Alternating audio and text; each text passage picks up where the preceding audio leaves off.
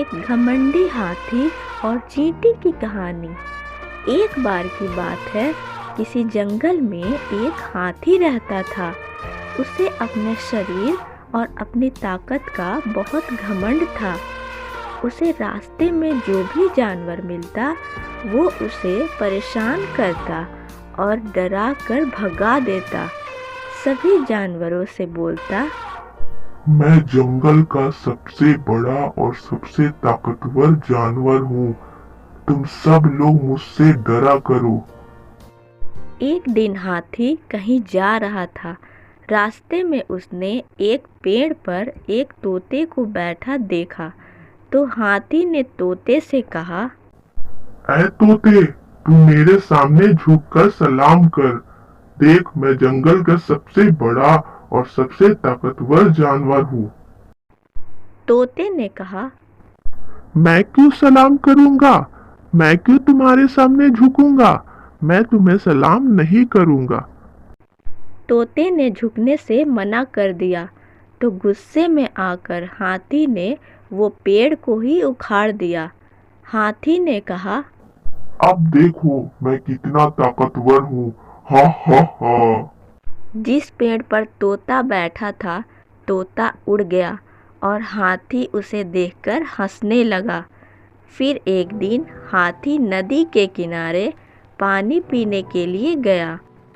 वहीं पर चींटियों का छोटा सा घर था। एक चींटी बड़ी मेहनत से अपने लिए खाना इकट्ठा कर रही थी। यह देख हाथी ने पूछा, चींटी बहन, तुम क्या कर रही हो? चींटी ने कहा, बरसात का मौसम आने से पहले अपने लिए भोजन जमा कर रही हूँ, ताकि बारिश का मौसम बिना किसी परेशानी से निकल जाए। यह सुनकर हाथी के मन में शरारत सूझी। उसने अपनी सूंड में पानी भरकर चींटी के ऊपर डाल दिया। हाथी ने हंसते हुए कहा, हा हा हा। चींटी रानी, भोजन जमा कर रही थी ना? अब और मेहनत करो। हा हा हा। पानी से चींटी का भोजन खराब हो गया और वो पूरी भीग गई। यह देखकर चींटी को बहुत गुस्सा आया और उसने मन ही मन सोचा, इस घमंडी हाथी को मैं सबक सिखा कर रहूंगी। फिर एक दिन चींटी को मौका मिल ही गया कि वो हाथी को सबक सिखा सके। हाथी भोजन करके हरी घास पर सो रहा था।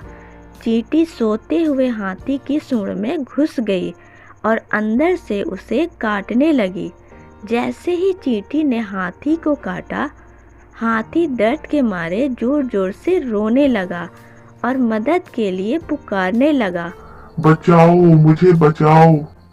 मेरी सूंड बहुत दर्द कर रहा है। चींटी ने हाथी के रोने की आवाज़ सुनी और सूंड से बाहर निकल गई। हाथी उसे देखकर डर गया और अपने किए की माफ़ी मांगी। माफ कर दो चींटी बहन, अब मैं किसी को भी तंग नहीं करूँगा।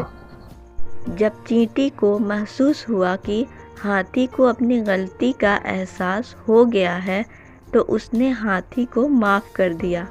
चींटी ने कहा, तुम्हें अपनी गलती का एहसास हो गया है, इसलिए मैं तुम्हें माफ कर देती हूँ।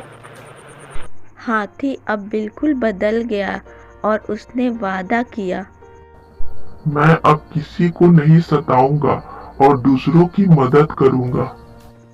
इस कहानी से हमें यही सीख मिलती है कि हमें अपनी ताकत पर कभी घमंड नहीं करना चाहिए। अपनी ताकत के जोर पर दूसरों को परेशान करने की जगह उनकी मदद करनी चाहिए।